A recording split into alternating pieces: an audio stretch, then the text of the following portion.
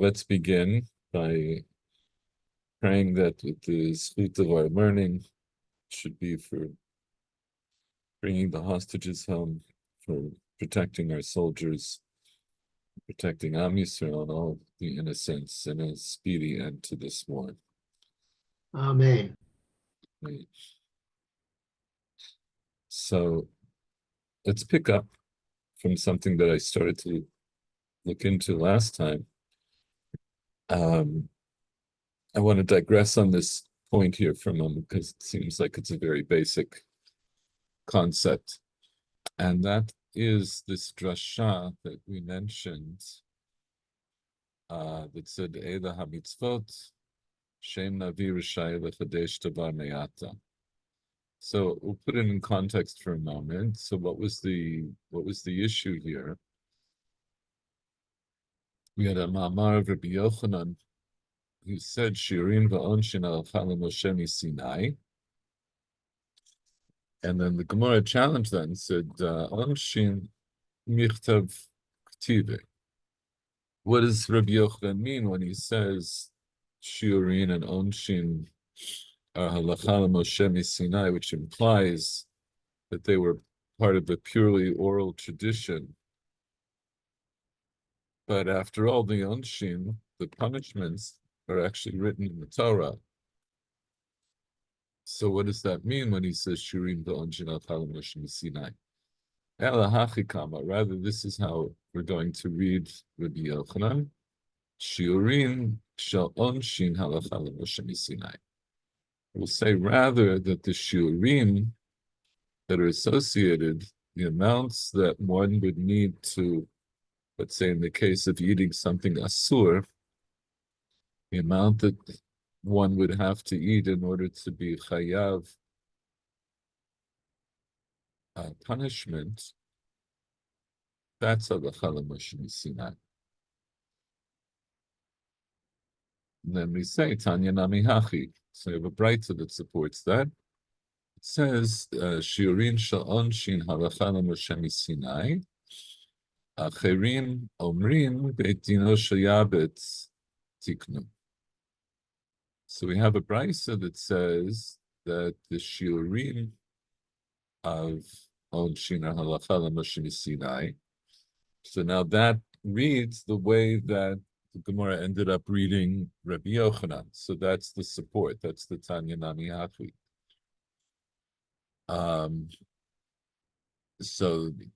But the Braita goes on to say, Acherim Omrim, other people say differently. They say, Beit Dino Shel Yabetz Tiknun.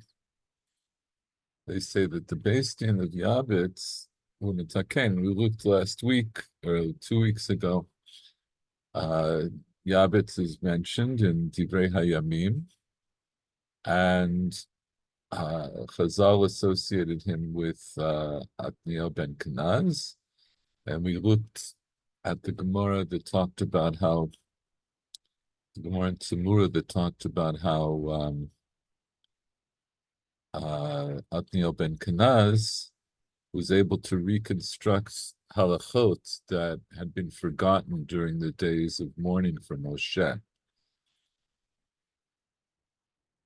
So here it says that the Beit Din of Yabetz were mitakeh. In other words, Yabetz and his Beit Din were the ones who actually established the shiurim for onshin. So if that's true, so that's disagreeing with the Tanna Kama here. It says that shiurim shel onshin are halacha l'Moshe Sinai. Okay, so but then there's a problem with this idea that the Beis Din of Yabetz were mitaken shiurim shel onshin, because aktiv Eila HaMitzvot, we have a pasuk that says Eila HaMitzvot, and the drasha is Shein Navi Rishai Lechadesh Davar Me'ata. That a Navi can't come along and be mechadesh new halachot that weren't already in the Torah. So rather, what does it mean? Ela shachachum v'chazru v'yisdu. Rather means that they forgot them and then they went back and established them. So how does that so how does this answer our question? In other words, we have this we have a Acherim who say that the Beit Din of Yavitz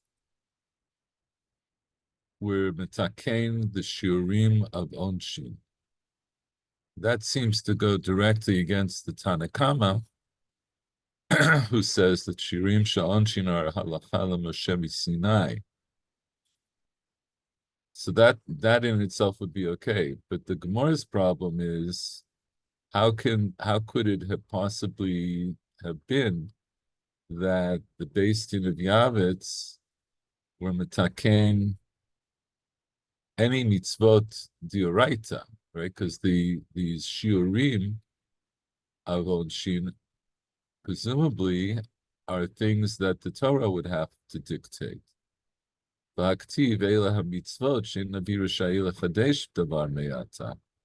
can't come along to be mechadesh something. So according to the Tanakama, the Tanakama doesn't have this problem because the Tanakama says no, the shiurim sha'onshin are halacha l'Moshe Sinai.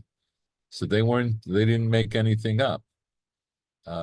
Nobody made anything up. Moshe received all these shiurim at Sinai, but the Acherim says that the Beis Din of Yavitz were mitakein. So how could they do that? How could they be mitakein something where we learn out from the Torah itself that a Navi can't come along to be mechadesh any new halachot? So how did they answer? They forgot them, and then they went back and they established them. So who forgot what, and what did they go back and establish? So it's I would say not necessarily Klal Yisrael, but the leadership of Klal Yisrael at the time forgot these halachot that were Moshe Sinai, and then the Beit Din Shel Yavitz came along and I don't know the means, but they remembered what they were, and then they reestablished them. The problem is the language tiknum doesn't seem right because they really didn't the tekenotam. They just remembered them. Yeah, so that's actually your last point is a good point, and we'll try to come back to that because what it should have said is Beit Dino Yavetz Chazru v'Yasdum or Yisdum. It should have said something like that, but we'll leave that as a question in terms of the way it's worded. But the way the Gemara wants to conclude is to say that when Acherim said Beit Dino Yavetz Tiknum, they don't really mean tiknum mamash, but they mean that as if they were metakein mechadash, like not that they were metakein mechadash, but rather that they had reestablished them. Okay. So we said, I think last time is that this Gemara here fits in with the idea that we learned out from the Gemara and Tumura that Adniel ben Kenaz was able to reestablish these halachot that were forgotten. But how did he reestablish them? Not because he was a Navi, but because he was a Chacham. Because through his Chachma and through his understanding of Torah and the Midot Hadrash in ways that were given to Moshe in terms of learning Torah, he was able to reconstruct them.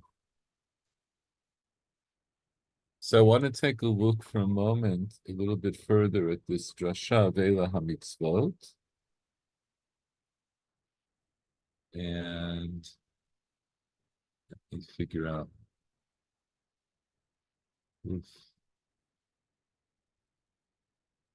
Hang on.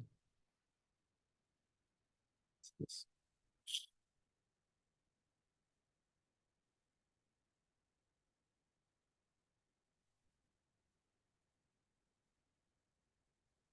Okay. So this is the very end of Sefer Vayikra. Uh, there's a long series of halachot, which, as I pointed out, this section of the Torah arguably you could say starts from the beginning of Parshat Bahar, where it says Vayidaber Hashem al Moshe Bahar Sinai Ve'imor, and then this is like the capstone to that whole section. It says Eila HaMitzvot Asher Tziva Hashem et Moshe al Bnei Yisrael Bahar Sinai. So these are the mitzvot. So these are the mitzvot. So here we see, actually, I want to bring this up in a different window. Sorry, 1 second. I want to do this here because I want to read you part of the Torah T'mima, and it's a little bit bigger here. Eila mitzvot, mikan she'ena navi rishai chadesh devar me'ata.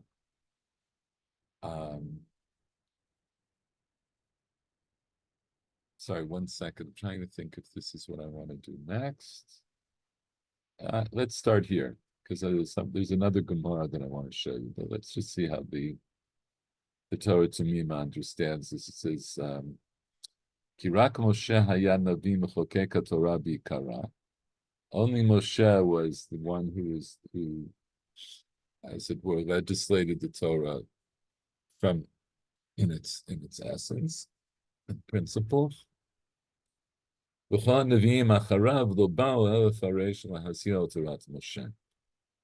other Nevi'im who came after Moshe didn't come except to explain and to lahazir, right? To warn, in other words, to teach and to warn about the Torah of Moshe. V'chein tirgem Yonatan. The way the Targum Yonatan reads here, he says, Ilon Pikudai Defakid Hashem Yat Moshe. That's a literal translation. These are the mitzvot that Hashem commanded Moshe. But he adds on, V'let efshar lechadata belhom midab.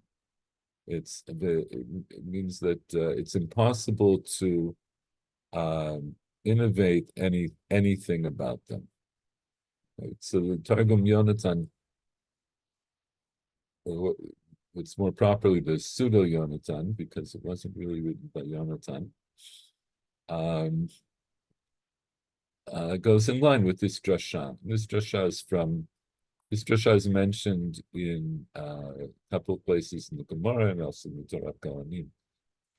And we're going to look at least one of the places elsewhere. We have one of the places in our Gemara in Yoma, but I'll show you another place. Kviya niremi pashtuta inyan mashma darat chidush din chadash mamash ein reshut l'navi. So, based on the simple understanding here, it implies that the only thing that's forbidden to a prophet to do is to actually innovate a new mitzvah. But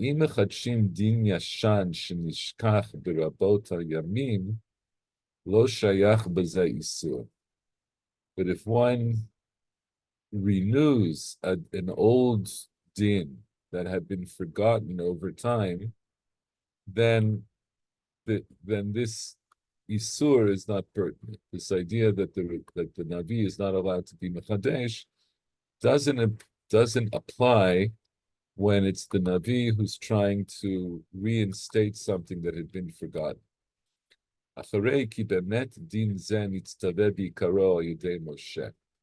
Since really this isur was commanded in principle by Moshe,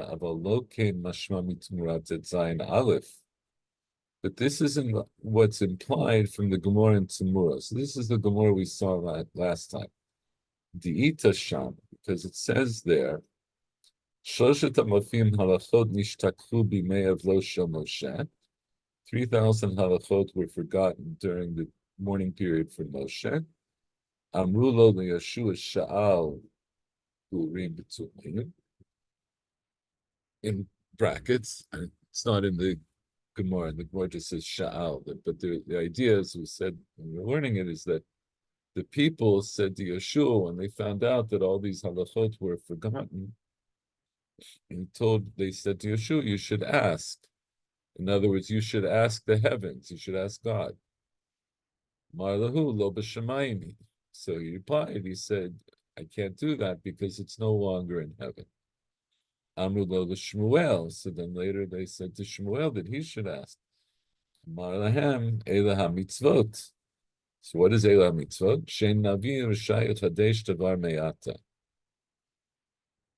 So what's the problem? When they ask Shmuel and he says, elah mitzvot shein navi r'shayot hadesh davar me'ata, so the Torah to me says, Harei mefurash, da'afilu chidush halachot nishkachot, heim bichlal drasha elah hamitzvot.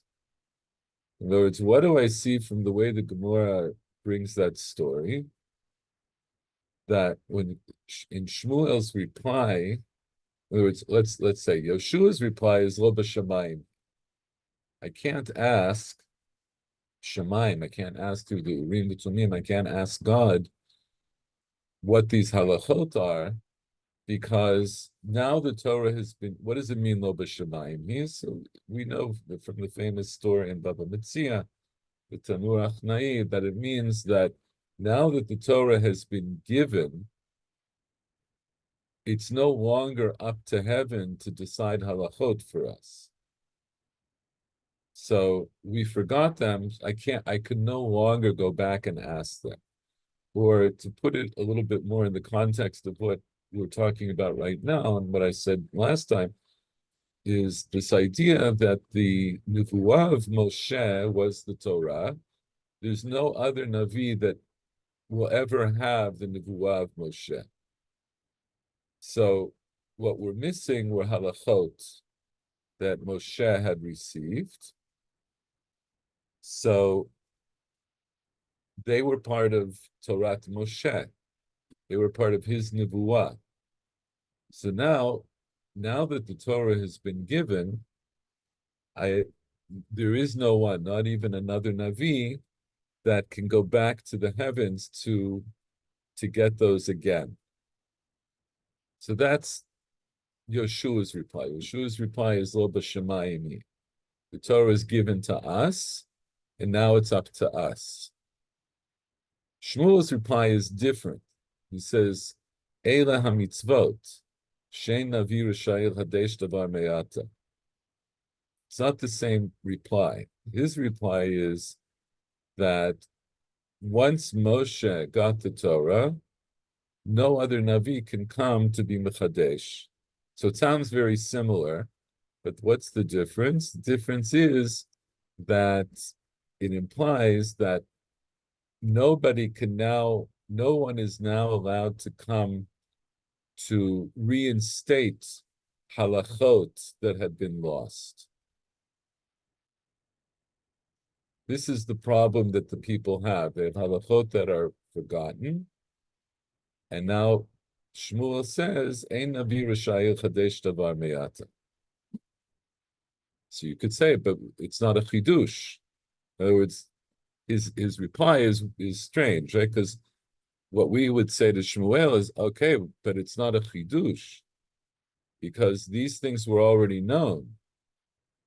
Chidush in the sense that we're not asking, the people are saying to Shmuel, we're not asking you to make up new halachot. We're not asking you to be mechadesh halachot. We're asking you to reinstate halachot. But nonetheless, that's the way this is in the story. Shmuel says, meaning that even in this case, when it was halachot that had been forgotten, I, as a Navi, I'm not allowed to be mechadesh, that is, in this context, meaning I'm not allowed to reinstate halachot that originally came from the heavens. And this is what the Torah Tanakh is saying. Harei mefurash, da'afil chidush halachot nishkachot, heim bichlal hadrasha elah hamitzvot. It tells you that even renewing, I'll use the word renewing, halachot that had been forgotten, they're still included in this drasha of elah hamitzvot, which says that it's asur to a navi to renew halachot that had been forgotten, because we see that's the way Shmuel answered. Do you understand this question? Okay. The tzarich lomar, so he gives an answer. The kevan sha'ata ein anu yodin shurat din echud. So we have to say as follows. So since now we don't know the proper din, exactly what it is. And the way we know it is mainly because that it came through a Navi, or it would come now through a Navi. Or it's if it comes now by way of a Navi, that would be a genuine chidush. That would be a real innovation. In other words, I think I may have said something like this the last time also, but there's going to be a difference between there's going to be a difference between, let's say, Shmuel or Yoshua or Otniel ben Kenaz or any of these people acting as Nevi'im, as opposed to acting as Chachamim. So now he brings and he says this a little bit more mefurash later. Megillah Gimel ita b'inyan da'ayri sham shenevim tiknu dinim mechudashim. Parich v'aktiv el hamitzvot she'ein hanavi rishai l'chadesh davar me'ata. Meshani sheshachachum v'chazru miyistum. Okay, so now at this point I will switch over. Let's look at this Gemara that he's talking about. It's a Gemara that is dear to my heart as a Sofer Stam. It's brought here in Megillah and also in Masechet Shabbat. But we'll just do the version that's brought here. So this is the Gemara in Megillah. And we have a Ma'amar of Rabbi Yirmiyah v'itema Rabbi Chia bar Abba. Right? Amar Rabbi Yirmiyah. Or if you'll say Rabbi Chia bar Abba, we have this Ma'amar. It was said by Rabbi Yirmiyah, or it was said by Rabbi Chia bar Abba. What was the Ma'amar? Minat Tzfach, Sofim Amaru. Or they say Mansafach. It doesn't matter exactly here because it's not a real word. Mansafach. What's Mansafach? These are the letters in the alphabet that have Sofiot, what we would call Sofiot. You have a Mem and a Mem Sofit, a Nun Sofit, Tzadit Sofit, Pei Sofit, Kaf and Kaf Sofit. So this Ma'amar says, so it's a mnemonic that these letters, Mem Nun Tzadit Pei Kaf, Sofim Amarum. Sofim is another word for Nevi'im, people who can see. They said that. So what's the implication? The implication of this Ma'amar, just see from Rashi, Mansafach. Rashi says, Kefa Otio, the doubling of letters, the doubling of these letters, right? Each one has a double. Sofim Amarum, Nevi'ei Hadorot said that. So what does it mean? In other words, it sounds like what that means. What does that sound like? That is, what did the Nevi'im say about these letters?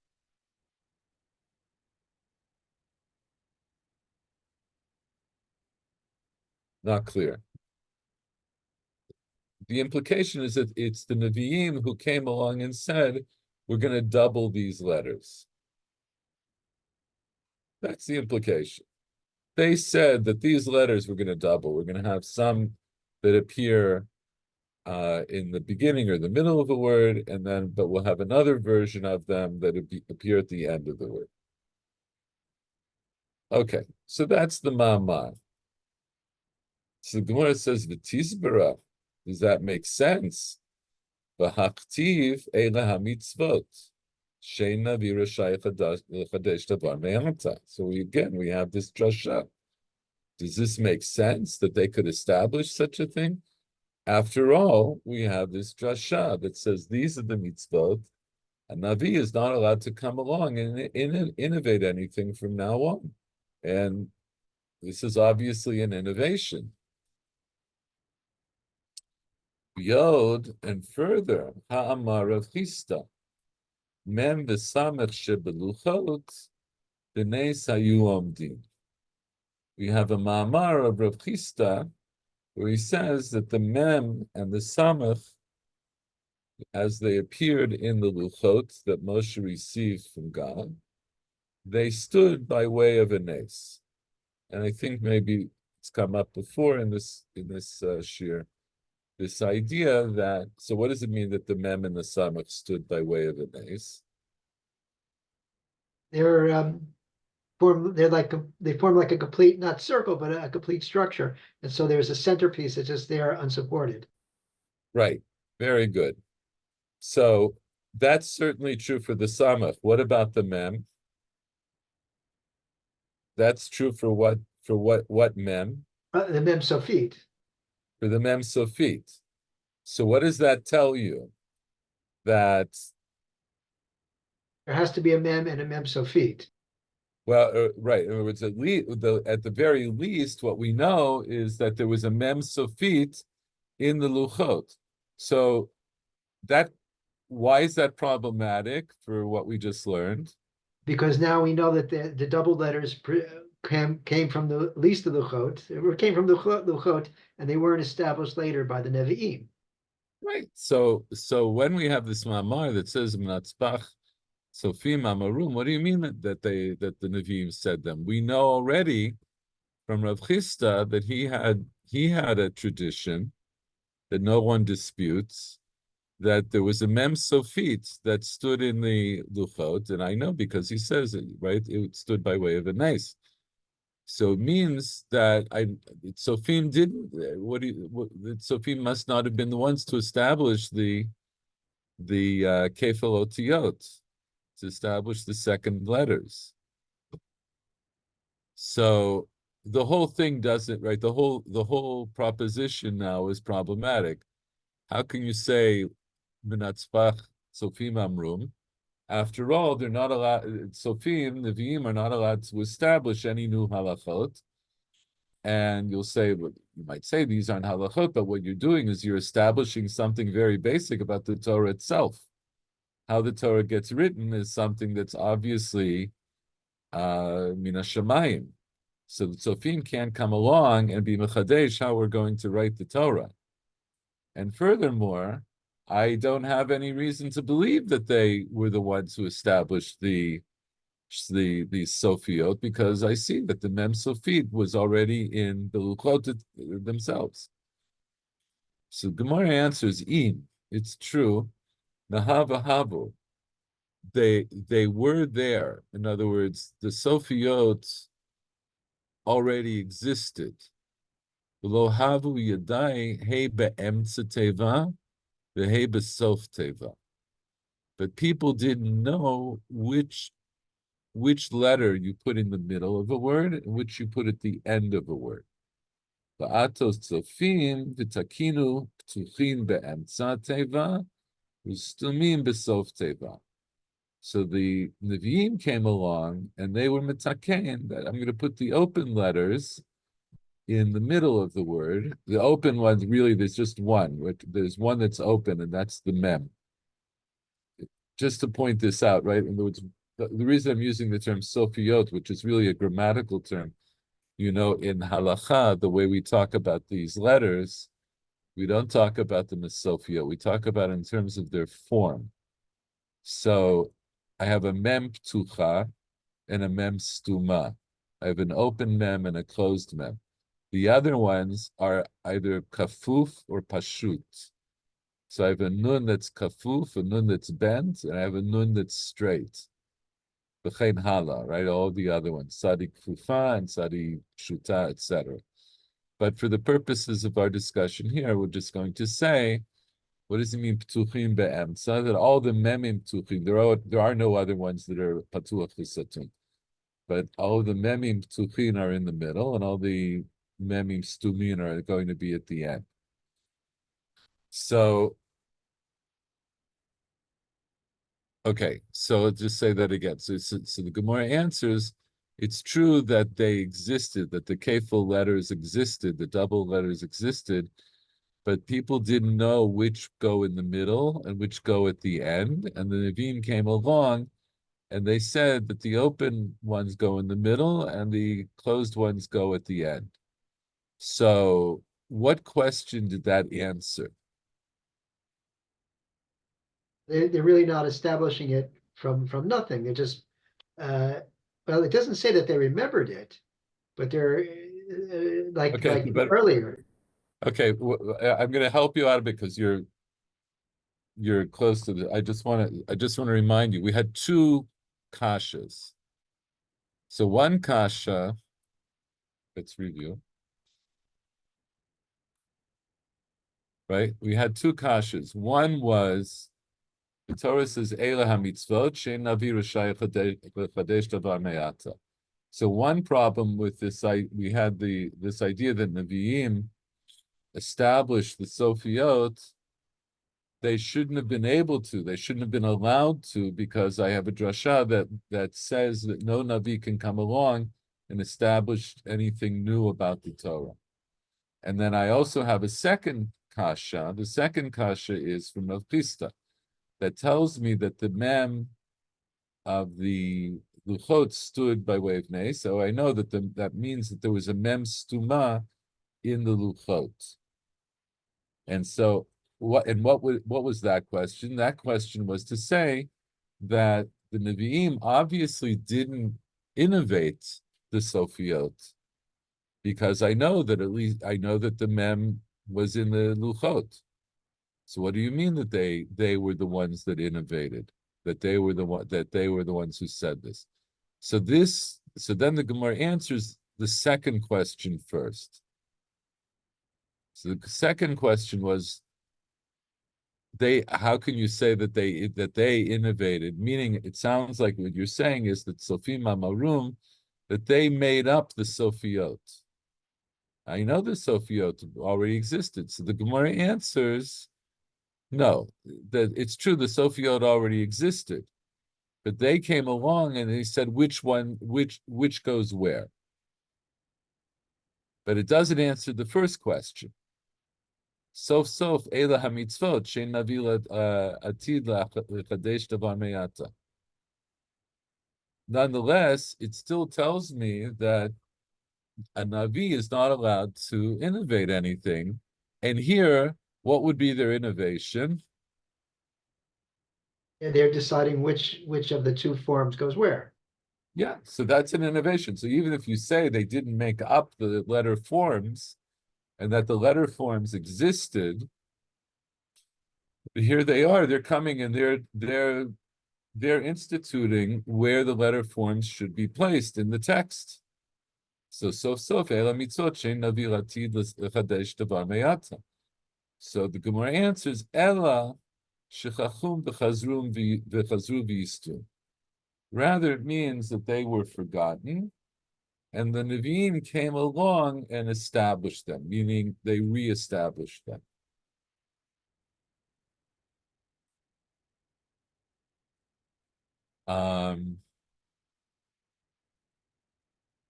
Let's go back now to the Torah Tamima.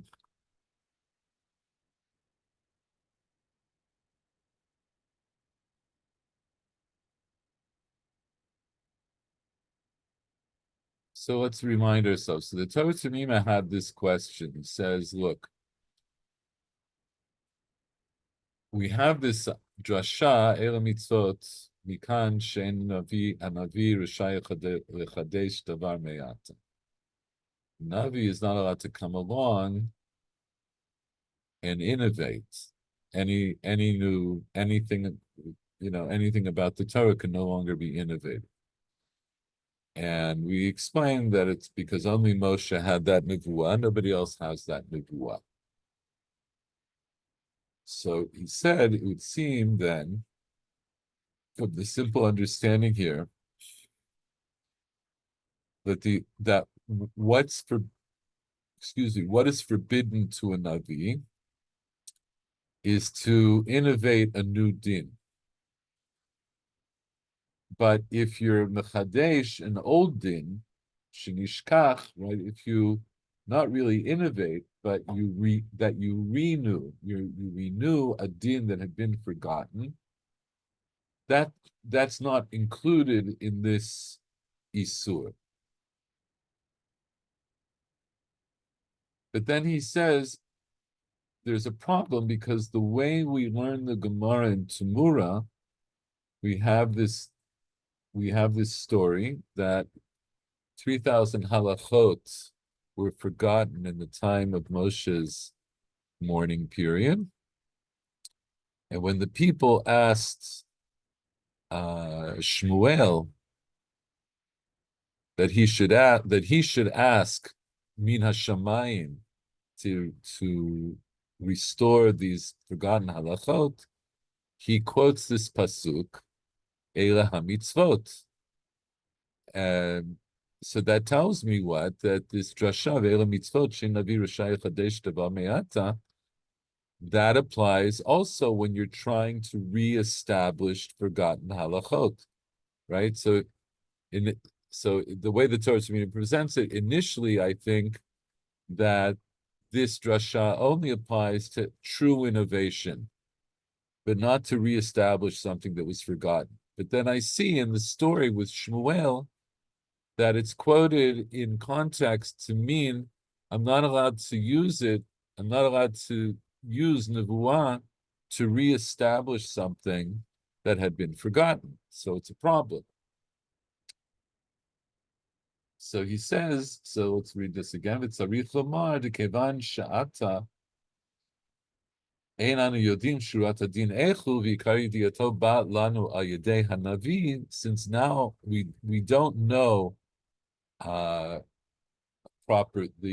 proper understanding of a particular din, or maybe many dinim, and the main way that I know it is by way of a navi, then that will be considered a chidush din. Aval b'Megillah Gimel, right? So this is the Gemara we just saw in Gemara and Megillah.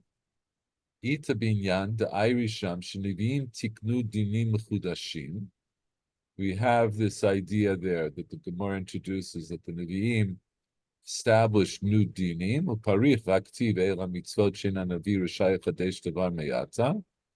And the Gemara answers, "Mishani sheshachachum v'chazrun v'yisdu." The answer is that it answers there that, in other words, it brings the same drasha that the Gemara in Tumura brought, where the implication is that Nevi'im are not allowed to reestablish forgotten dinim. But when they bring the same drasha in the Gemara and Megillah, it's brought as a proof. I'm sorry, it's not brought as a proof, but it's brought as a proof that they couldn't have innovated. But the Gemara reconciles it by saying that it's okay, it doesn't apply, because it's a case of reestablishing forgotten dinim. Let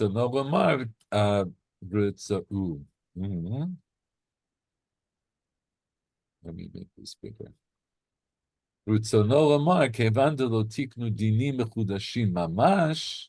So what the Gemara Megillah is saying is, since they didn't actually establish new dinim, rak hechziru dinim yishanim, they only brought back, they reestablished, they restored old dinim. Ein ze bichlal hadrasha deila mitzvot. Right? So then it means if you're reestablishing something that had been forgotten, that's not within this category of Eila Mitzvot, that a Navi is not allowed to be Mechadesh. B'zeh l'chora stira mefureshet the Gemara de Tumura hanal, shemuvuar sham dafil hachzarat dinim mishanim avi bichlal yisur de Eila Mitzvot.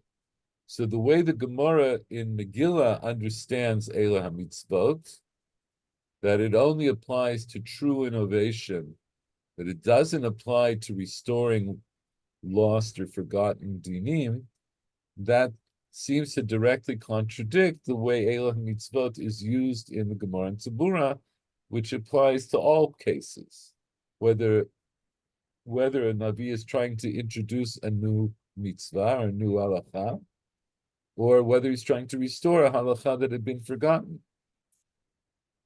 So that's his kasha. It's arich lomar b'yishuv hasugyot. So you have to say, in order to reconcile these two sugyot, ki hinei b'shnei ofanim efshar lenavi lachzir din yashar. So this is, now he's going to say more before Rashi, what I said a little bit earlier. 1 second.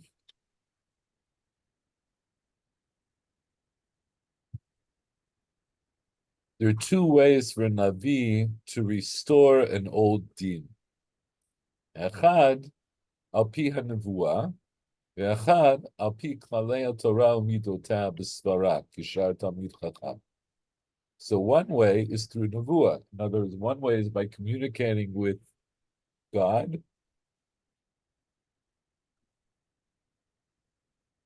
either directly or through the Urim v'Tumim or some other way, and using his status as a Navi, he would get from some divine source what the deen that had been forgotten was. The other way to restore it is through figuring it out using the methodologies that are part of the Torah itself. And in that, the Navi is no different than any other Talmid Chacham. B'nei pashut debachzarat din al pi klalei haTorah u'b'svara, b'vadai lo gara Navi mishar Chacham b'chachmat Torah. So we can say it's obvious that a Navi, if he's coming to restore a lost din through reason and through learning, he's no different than any other Talmid Chacham. Ve'en b'zeh av shemetz isur. There's not even a hint here of something that's asur, right? The isur that a Navi is not allowed to innovate Torah. Rak b'chazara al pi ha-nevuah asur k'nevuah. It's only restoring by way of nevuah. That's what's forbidden, as we've explained.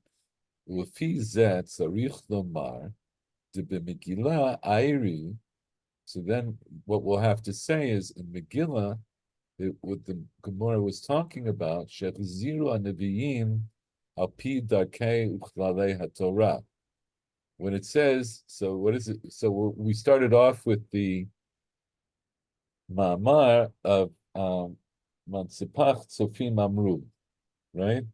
That the Nevi'im told us all of the Sofiot for the letters Mem Nun Tzadi Pei Chaf.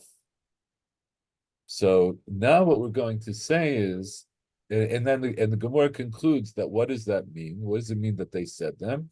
It means that the doubling of those letters, that was already part of the Torah, but aspects of that had been forgotten. That is, where exactly you put the one form or the other form, right? The regular form or the Sofit form, if you put what we call the Sofit. And what's the conclusion of the Gemara? Not that the Nevi'im innovated that, but that they reconstructed that. So, that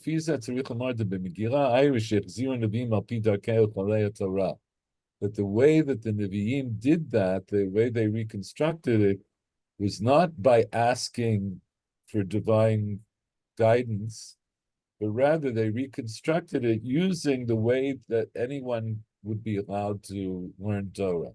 That's certainly permitted. And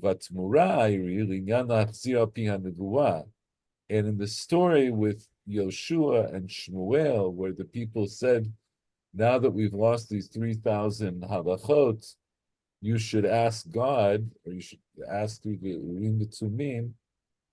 There, that was the problem. That what they were saying is, I, as a Navi, I'm not in a position to ask that of God anymore, because lo b'shamayim hi ve'ela hamitzvot. U'kemuvor mefurash haloshon, and as it's explained there explicitly, amru lo do Yeshua ve'ishmuel shal be'urim v'tumim, that you should ask the urim v'tumim v'diak v'tigtzakal. If you look carefully, you'll see that this is easy. Okay, so this is just this is the main part of what I wanted to get out of this. We'll do a little bit more. Then I think we're going to continue in our Gemara. Let me just see what time it is. Okay.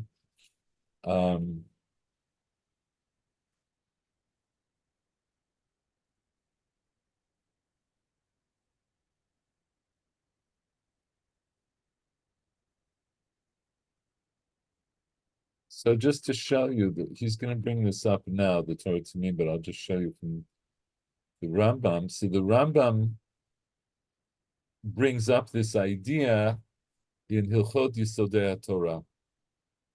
This is one of the basic foundations of the Torah, this concept.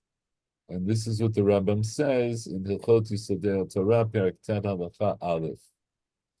Davar barur mufurash b'Torah shehi mitzvah omedet laolam u'amei olamim. So there's something that's clear and explicit in the Torah, that it's a mitzvah, in words that the commandment of the Torah is something that stands forever and ever. En la lo shinui v'lo geraon v'lo tosefet. It has no change, there's no lessening, and there's no adding to it. Shneimar kol hadavar she'anochi mitzavet etchem oto tishmeru lasot lo tosef alav v'lo tigra mimeh. So the Torah says explicitly, you're not allowed to add on, right? You have to do the entire Torah that I've given you, and you have to guard not to add on to it or to take away from it. It also says, "V'ne'amar v'aniglot lanu u'vanenu ad olam lasot et kol divrei Torah azot." Right? The Torah itself says that that which has been revealed to us is to us and to our children forever, to do all of this, all of the words of the Torah. Halamarata shekol divrei Torah mitzuvin anu lasotan ad olam. This teaches you that we are commanded to do the words of the Torah forever. V'chein hu omer chukat olam midorotechem v'ne'amar lo b'shamayim hi halamarata she'en navi rashai l'chadesh davar meyata. So he brings in now this idea. He says from the pasuk lo b'shamayim hi, I learned, that teaches me that a navi is not allowed to innovate anything from now on. So there's a question here that's asked about the Rambam, because what pasuk did the Gemara learn out? Ein Navi Rishai Hadesh Davar Meyata. From what pasuk did the Gemara learn? Ele mitzvot. It learned from Eila HaMitzvot, from the last pasuk in Vayikra, and not from Lo B'Shamayim. So why does the Rambam here bring Lo B'Shamayim? So the Torah Tamim will talk a little bit about that, but it's just something you should know. It's a question comes up not infrequently in the Rambam, where the Rambam. So, actually, before I say that, let me just say, we have reason to connect this idea, Shein Navi Rishai Chadesh Davar Meyata. We have reason to connect it to the pasuk of Lo B'Shamayim. Why? From the Gemara from Tamura. From the Gemara in Tamura, because that was the way that Yoshua answered. And I could say, even though I was trying to be mechalek between Shmuel and Yeshua there, which I think is a reasonable chiluk, but it's also possible to say that they were saying the same thing with different words.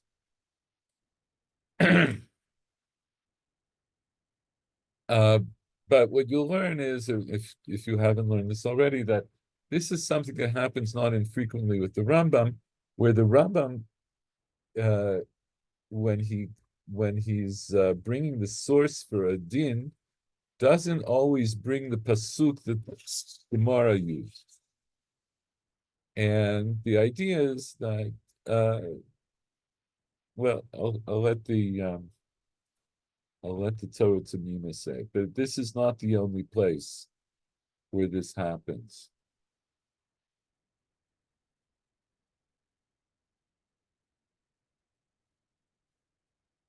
It says, "V'dad demasha katav bekom makom b'Gemara, t'kishiyavo Eliyahu yitbarer hadin."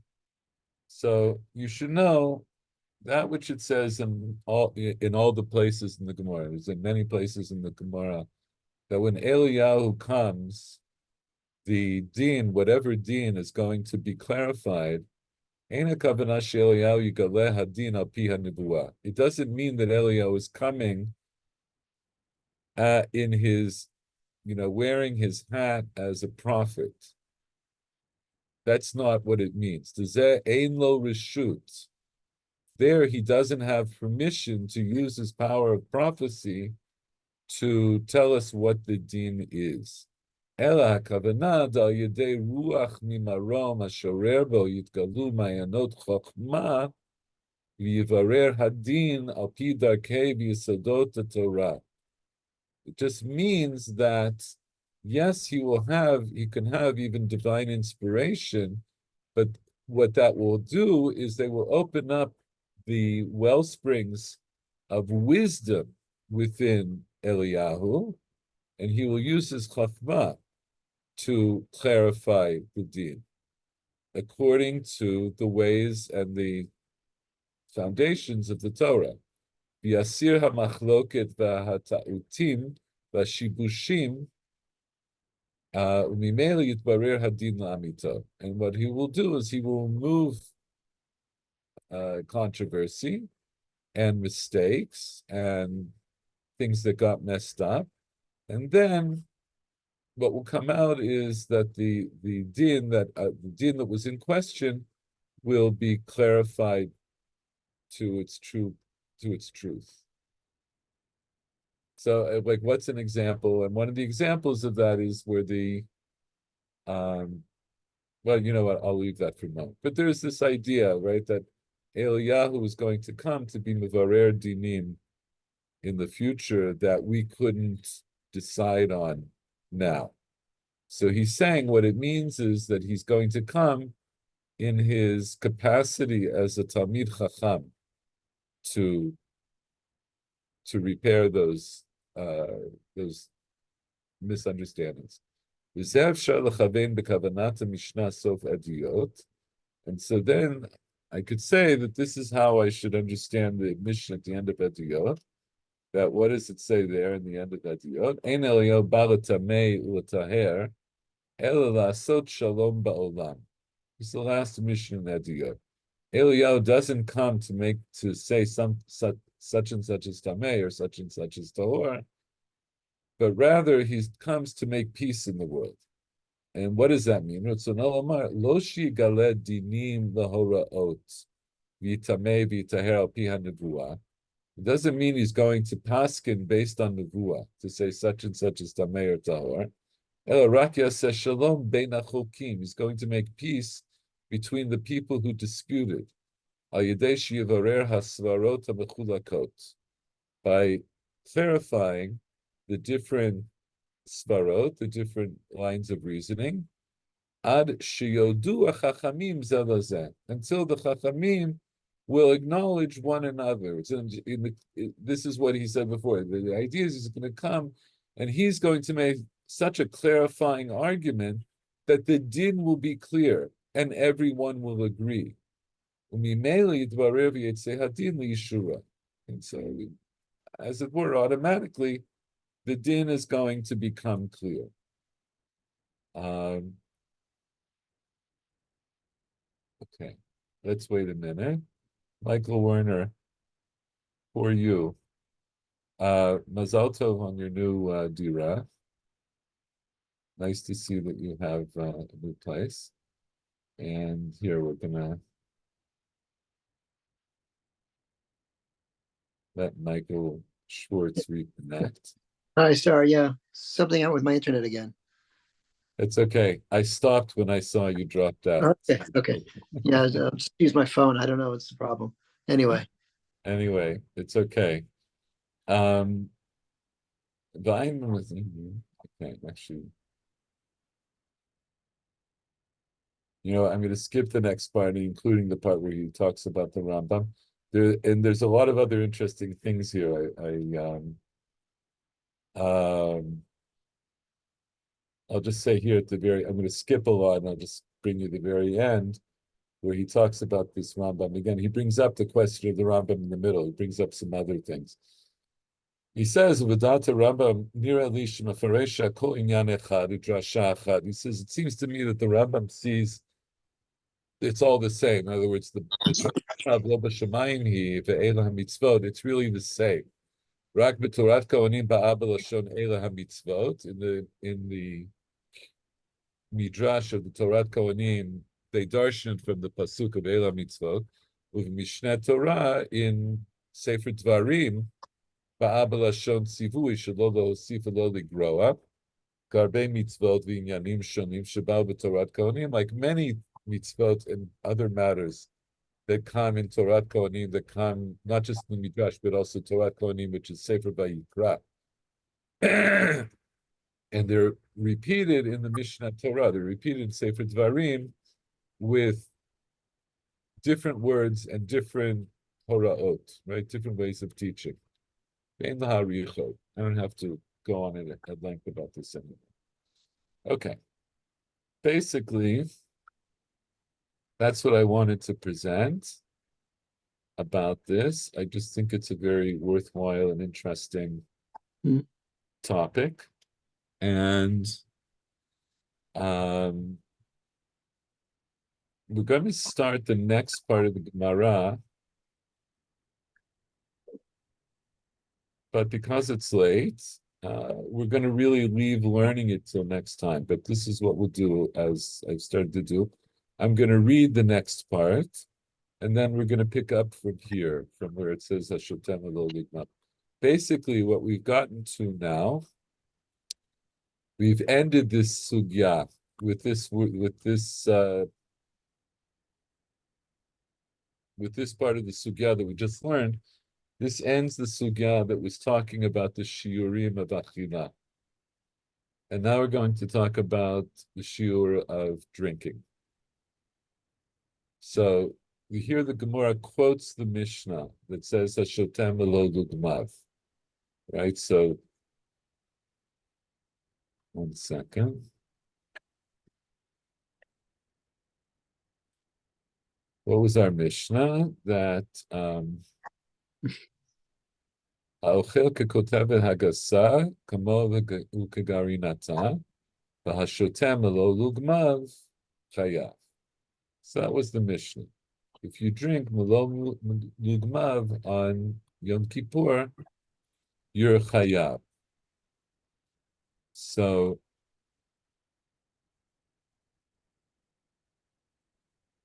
the Gemara quotes that. It says, "Hashotem melo lugmav." Amar Rav Yehuda Amar Shmuel.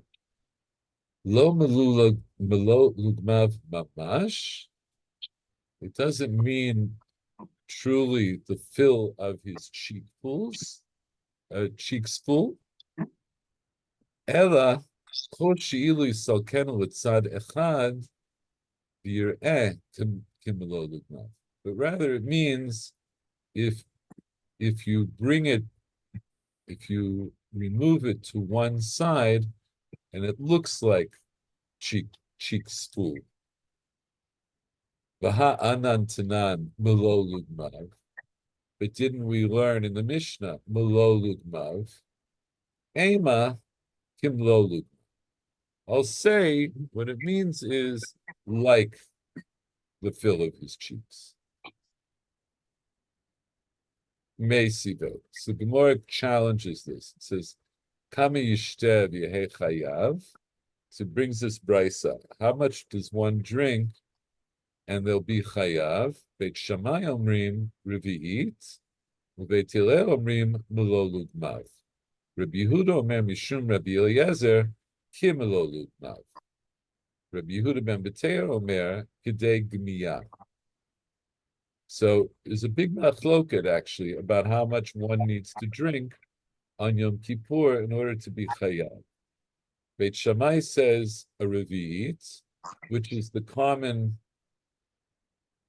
measure that we use for liquid in other parts of the Torah.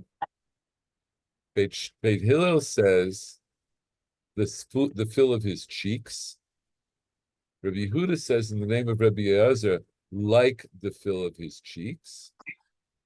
Rabbi Yehuda ben Beteira says, Kidei Gemiya, enough to have a quaff. Mi aditha mi matniti. So is that better than our Mishnah? Dokimna Kidei Shireh, Achanami Kidei Shireh. Is that better than what we learned in our Mishnah, that we have already established that it means enough that it looks like? Here also it's enough that it looks like. Ihachi, if that's the case, Hainu Rabbi Eliezer. If that's true, then we're learning like Rabbi Eliezer, like Rabbi Yehuda in the name of Rabbi Eliezer. Yikabeinayu melolugmav dachuk. The difference between them will be the fill of his cheeks pressed in or pressed. Okay, so that's that's just reading the words, and we have a lot of questions to give understanding to it, but I'm going to stop here because this is another whole sugya. So if you have time, take a look at this next time, and we'll meet back next week. Okay. Okay. Everybody, Okay. have a good All night. right. All right. Thank you. Good night. Welcome back. Thank you. Bye-bye. Bye-bye.